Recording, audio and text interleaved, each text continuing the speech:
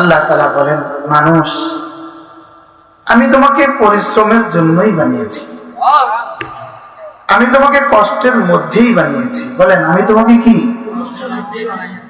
পুরো জীবন কষ্ট, পুরো জীবন কষ্ট, আমি তোমাকে কষ্টের মধ্যেই তৈরি করেছি। তোমার জন্মের আগেও মায়ের পেটে আটসাত করেছিলে কষ্ট, বের হওয়ার কষ্ট, দুধ পানের কষ্ট, দাঁত ওঠার কষ্ট, শিশুকালের কষ্ট, এরপরে পড়াশোনার কষ্ট, এরপরে চাকরি বাকরির কষ্ট, এরপরে বার্ধক্যের কষ্ট। তোমাকে আমি কষ্টের মধ্যেই বানিয়েছি।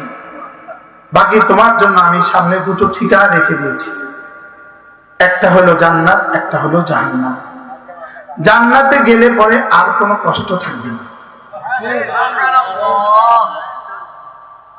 তাইলে আমার এই দুনিয়ার জীবনের কষ্ট, রব্বে কারীম তোমাকে আমি কষ্টের মধ্যেই বানিয়েছি, কষ্টের জন্যই বানিয়েছি। বাকি তুমি দুনিয়ার কষ্ট করবা, এটা স্বাভাবিক।